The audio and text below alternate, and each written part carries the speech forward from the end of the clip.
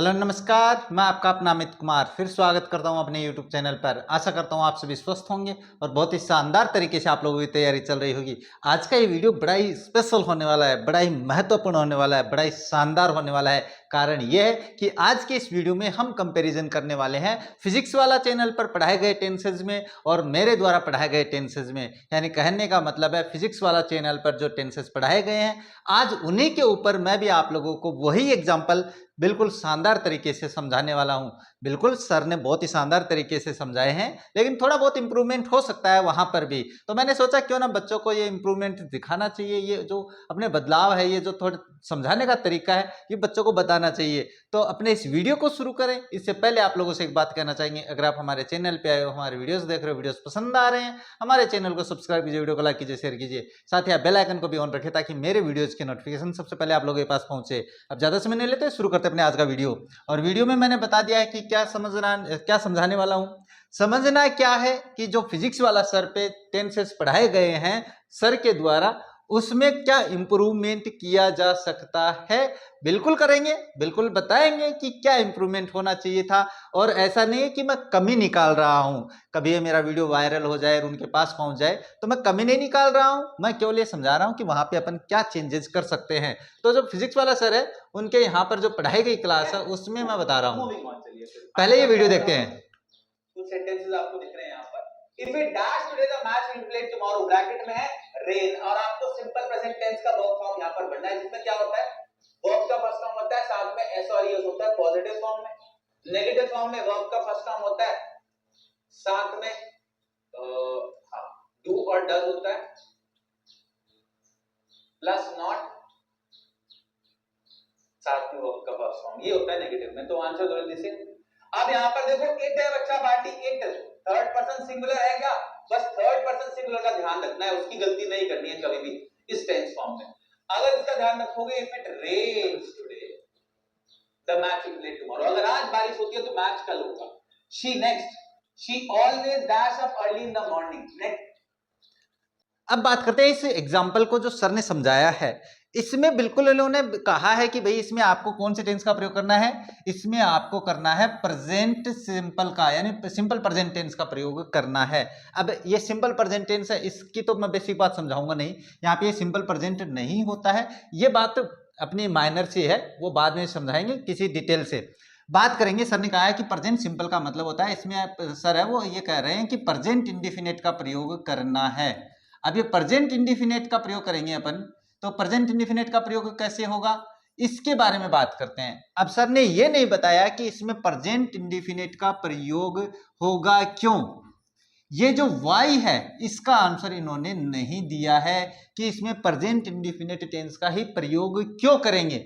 अब ये क्यों करेंगे ये मैं आप लोगों को समझाने वाला हूं। इसका कारण क्या है, देखो वाक्य क्या है, if it spaces today there match will be played tomorrow, और इसमें जो वर्ब है वो रेन है, इसको आपको सही फॉर्म में भरना है। अब बात करते हैं कि इसमें इन्होंने प्रेजेंट इंडिफिनिट का प्रयोग क्यों किया भाई, प्रेजेंट पास्ट इंडिफिनिट का नहीं किया, प्रेजेंट कॉन्टिन्यूअस का नहीं किया। तो इसका कारण क्या है कि ये जो वाक्य है, ये जो वाक्य है वो आपके पास ओपन कंडीशन का है। Open condition, conditional sentence. Conditional sentence कौन से, मैंने कंडीशनल सेंटेंसेस की अलग से क्लास अपलोड कर रखी है, आप वहां पे भी देख सकते हो, मैं यहां पे समझाने वाला हूं। यह है ओपन कंडीशन। अब ओपन जो कंडीशन होती है उसका जो रूल होता है, वो रूल मैं आप लोगों को लिखवा रहा हूं यहाँ पे। तो रूल होता है उसका इफ प्लस, यानी इफ वाला वाक्य जो होता है जिसको अपन सबऑर्डिनेट क्लोज कहते हैं, वो होता है if plus subject plus verb की फर्स्ट फॉर्म प्लस एस या es plus object comma subject plus will plus verb की फर्स्ट फॉर्म प्लस ऑब्जेक्ट, ये होता है। अब बात करते हैं कि इसमें क्या है, इफ वाला वाक्य है वो अधूरा दे रखा है इसने। अब इफ वाला वाक्य अधूरा दे रखा है तो इसका मतलब है इसमें क्या करेंगे अपन, इसको कंप्लीट करना है, और जो बाद वाला वाक्य है यानी जो अपने मेन क्लोज है वो कंप्लीट दे रखा है। तो ये रही अपने पास सब्जेक्ट, जो सब्जेक्ट ये रहा द मैच, उसके बाद में विल, ये रही विल। अब इसमें क्या है, बी आ गई और प्लेड आ गया। इसका मतलब इसने क्या किया है, इसने फ्यूचर इंडिफिनिट का जो वाक्य था, यानी कहने का मतलब विल प्लस, ये जो विल प्लस वर्ब की फर्स्ट फॉर्म है ये कौन से टेंस में आती है, ये फ्यूचर इंडिफिनिट में आता है भाई। कौन से में, फ्यूचर इंडिफिनिट में आता है। तो तो इसको फ्यूचर इंडेफिनिट को इसने क्या किया है, पैसिव वॉइस में चेंज कर रखा है भाई। किसमें? पैसिव वॉइस में। तो अपने पास वो मैटर नहीं करता है क्योंकि विल के साथ ये रही बी की वर्ब की फर्स्ट फॉर्म, इस बी के साथ वर्ब की थर्ड फॉर्म है, ये आपको पैसिव वॉइस में समझना है। मैं सीधी बात बता रहा हूं कि अगर इफ वाला वाक्य अधूरा दे रखा है तो बाद वाला कंप्लीट दे रखा है, और बाद वाले वाक्य में अगर विल प्लस वर्ब की फर्स्ट फॉर्म आई है तो पहले वाले वाक्य में आपको प्रेजेंट इंडेफिनिट टेंस का प्रयोग करना है। और प्रेजेंट इंडेफिनिट का सिंपल वाक्य है तो वो कब बनता है, वो बनता है आपके पास वर्ब की फर्स्ट फॉर्म प्लस एस या ईएस लगाने से। अब कर्ता इट जो है वो एक वचन है, और एक वचन होने पे वर्ब में ऐसे जुड़ेगा, तो ये जो रेन है इसकी फर्स्ट फॉर्म हो जाएगी रेन, और इसमें एस या ईएस में से एस जुड़ जाएगा, इसलिए ये प्रेजेंट इंडेफिनिट का बनेगा। अब बात करते हैं, देखो नेक्स्ट कौन सा है, नेक्स्ट बताते हैं। नेक्स्ट क्या बता रहे हैं सर?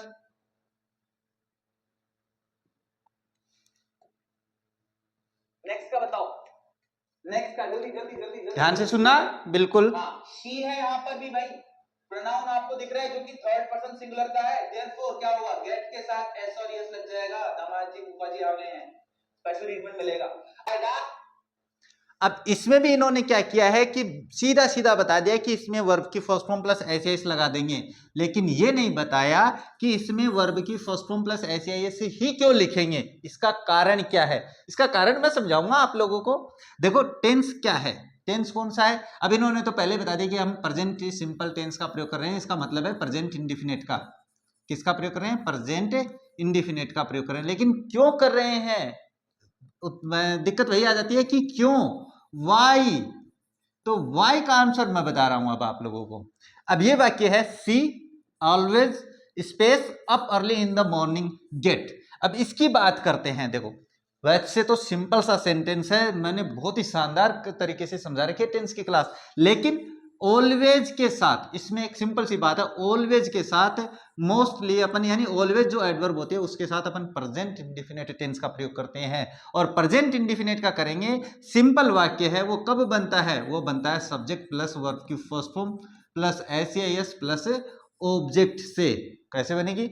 अब बात करते हैं इसमें। अब कर्ता अपन ने यहाँ पे लिख दिया है, कर्ता सी है, वो एक वचन है, थर्ड पर्सन होता है, ये थर्ड पर्सन बोल रहे हैं, मैं एक वचन बोल रहा हूँ, एक वचन है, इसका मतलब है वर्ब में एस एस जुड़ेगा। कर्ता एक वचन होने पर ही अपन वर्ब में एस एस जोड़ते हैं, कर्ता बहुवचन होने पे वर्ब में एस एस नहीं जोड़ते हैं। कारण सहित मैंने समझा रखा है अपनी क्लास में, आप देखना वहां पे।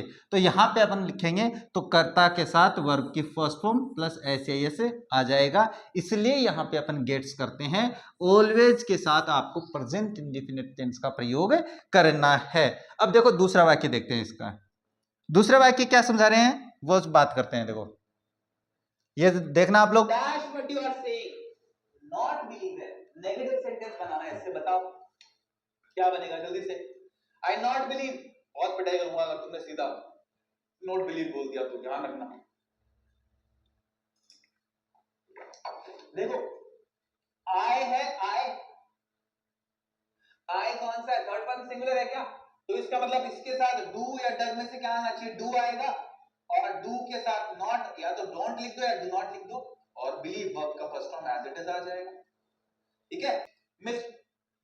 अब इस वाक्य में भी क्या है कि इन्होंने कह दिया कि भाई आपको वाक्य नेगेटिव बनाना है और इसमें आपको प्रेजेंट इंडेफिनिट का प्रयोग करना है। दिक्कत वही आ जाती है, प्रेजेंट इंडेफिनिट ही क्यों, कारण क्या है, कारण भी तो होना चाहिए ना किसी चीज का। मैं इस तरफ जा रहा हूं, मैं कहीं जा रहा हूं तो कोई ना कोई कारण तो होगा वहां जाने का। ऐसे थोड़ी ना है कि बस भाई वो वहां जा रहा है तो हाँ जाने दो, ऐसे नहीं है। ऐसे नहीं होता है कि वो वहां जा रहा है तो कोई ना कोई कारण होता है। तो यहाँ पे अपन प्रेजेंट इंडेफिनिट का प्रयोग कर रहे हैं तो उसका भी कोई ना कोई कारण है। अब वो कारण क्या है, वो कारण मैं बता देता हूं। वाई का जवाब मेरे पास है, हर वाई का जवाब मेरे पास है। आप किसी भी तरीके से पूछ सकते हो, वाई वाई वाई, क्यों क्यों क्यों का जवाब मेरे पास है, कभी भी किसी भी समय आ सकते हो। अब बात करते हैं इस वाक्य की। सर ने कह दिया कि भाई वाक्य में नोट दे रखा है, वाक्य नेगेटिव बनेगा, बिल्कुल अच्छी बात है, नेगेटिव बनेगा, मुझे पता है, नेगेटिव बना दिया इन्होंने। लेकिन क्यों प्रेजेंट इंडेफिनिट का ही नेगेटिव क्यों भाई? प्रेजेंट इंडिफिनिट क्यों, पास्ट इंडिफिनिट क्यों नहीं? अब आप कहोगे सर ये तो present simple, simple present tense पढ़ा रहे हैं इसलिए नेगेटिव बना रहे हैं।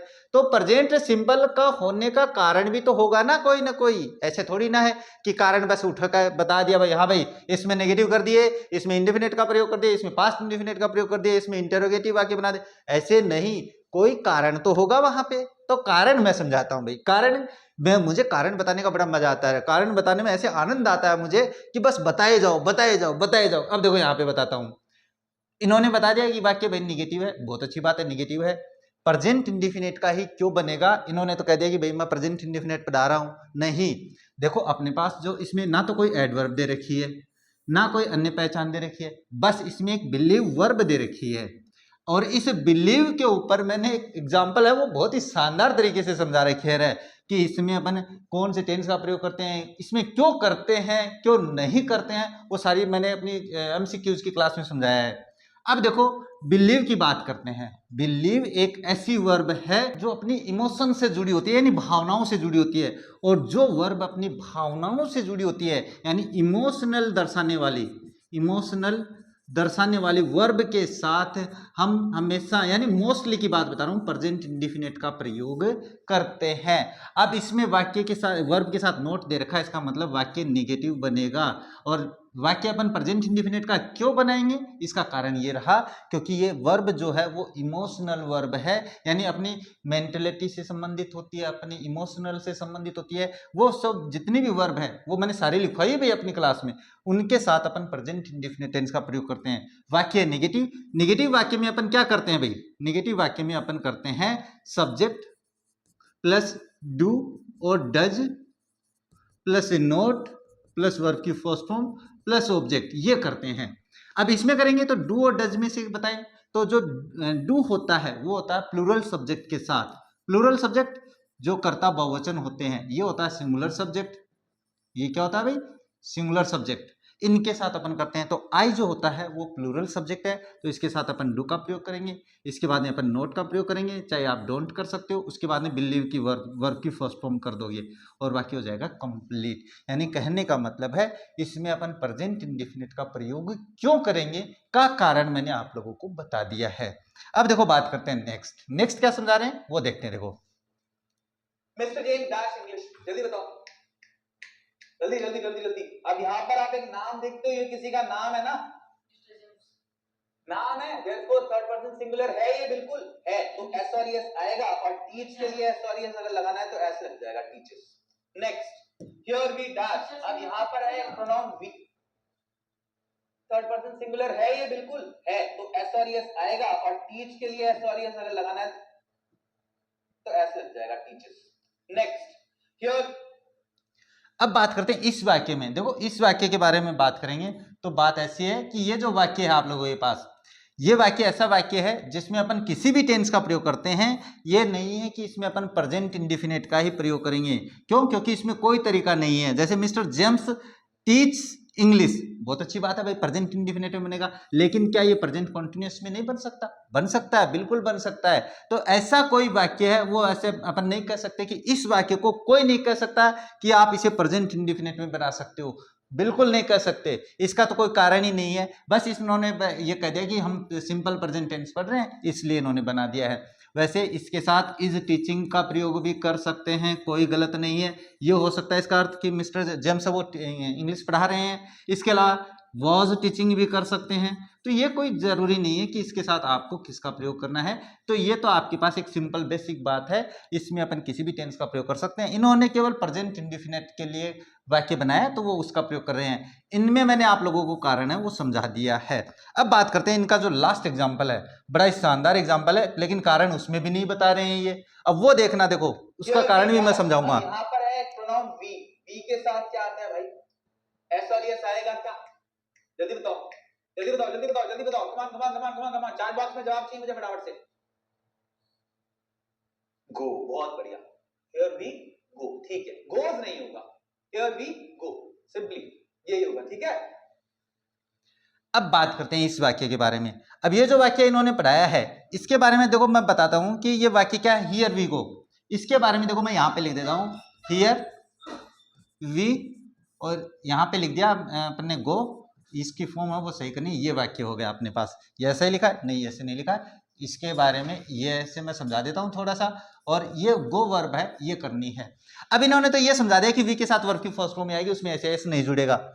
इन्होंने ये नहीं बताया कि इस वाक्य में अपन प्रेजेंट इंडेफिनिट का ही प्रयोग क्यों कर रहे हैं। मैंने अपनी क्लास में भी समझाया है ये कि यहाँ पे अपने पास क्या है कि प्रेजेंट इंडेफिनिट का होने का मुख्य कारण क्या होता है। अब इसका कारण क्या है वो मैं आप लोगों को समझा देता हूँ। इसका कारण ये है कि जब कोई एग्जाम्पल यानी जब कोई वाक्य हियर और देयर से प्रारंभ हो यानी और एक्सक्लेमेटरी वाला मार्क लगा हो तो उसमें आपके पास क्या है, उस वाक्य को आपको प्रेजेंट इंडेफिनिट में बनाना होता है। ये कारण है कि यहाँ पे अपन प्रेजेंट इंडेफिनिट का प्रयोग कर रहे हैं। क्यों कर रहे हैं? क्योंकि वाक्य हियर से प्रारंभ हो रखा है। ये सॉरी यहाँ पे वाक्य ये हियर से प्रारंभ हो रखा है, स्पेस वी स्पेस और गो। अब बात करते हैं प्रेजेंट इंडेफिनिट में, बता दिए क्यों, क्योंकि इससे प्रारंभ हो रखा है, एक्सक्लेमेटरी वाला मार्क आ रखा है, प्रेजेंट इंडेफिनिट का बनेगा।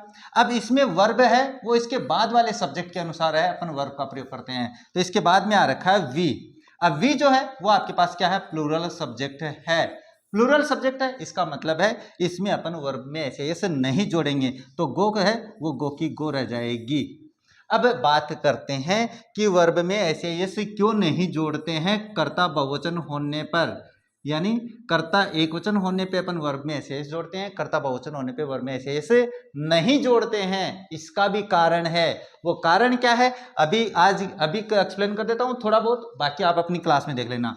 देखो बात ऐसी है कि एक जब वर्ब होती है, एक नाउन की बात करते हैं पहले। एक जो नाउन होती है उसमें ऐसे जोड़ने पे वो प्लूरल हो जाती है। क्या हो जाती है? वो प्लूरल। जबकि एक जो वर्ब होती है उसमें ऐसे जोड़ने पे वो सिंगुलर हो जाती है। क्या हो जाती है भाई? सिंगुलर, यानी एक वचन हो जाती है। अब अपना सब्जेक्ट वर्ब एग्रीमेंट का नियम क्या कहता है? वो ये कहता है कि एक वचन कर्ता के साथ एक वचन क्रिया का प्रयोग और बहुवचन कर्ता के साथ बहुवचन क्रिया का प्रयोग किया जाता है। अब कर्ता अपने पास अगर यहाँ पे देखो सी है तो कर्ता सी है, इसका मतलब एक वचन है, और एक वचन है तो इस वर्ब को भी क्या बनाना पड़ेगा? एक वचन बनाना पड़ेगा। और जो वर्ब होती है उसकी जो बेस फॉर्म होती है, बेस फॉर्म का मतलब क्या होता है जानते हो? जो वर्ब की फर्स्ट फॉर्म जिसको अपन कहते हैं, वर्ब की 5 फॉर्म होती है, उसमें बेस फॉर्म जो होती है वो प्लूरल फॉर्म में होती है। तो उसको सिंगुलर बनाने के लिए उसमें एस जोड़ते हैं। अब किस वर्ब में एस जुड़ता है, किस वर्ब में ईएस जुड़ता है, ये सारी बातें आप मेरी क्लास में देख लेना। तो आज की इस क्लास में हमने क्या सीखा भाई? हमने देखो ये भी समझाया कि यहाँ पे क्या है कि इसमें अपने पास ये वाक्य है वो प्रेजेंट इंडेफिनिट में क्यों है, ये प्रेजेंट इंडेफिनिट में क्यों है, ये प्रेजेंट इंडेफिनिट में क्यों है, और ये प्रेजेंट इंडेफिनिट में क्यों है। इसके लिए मैंने आप लोगों को अलग से समझा दिया है। तो मुझे लगता है आज की क्लास आप लोगों को काफी पसंद आई होगी। आप लोगों ने देखा भी होगा कि कैसा मैंने पढ़ाया है और कैसा अपने फिजिक्स वाला सर ने पढ़ाया है। ऐसी ही एक मजेदार क्लास लेकर फिर मिलते हैं आप लोगों से नई क्लास में। तब तक देखते रहे हमारा चैनल। जय हिंद, जय भारत।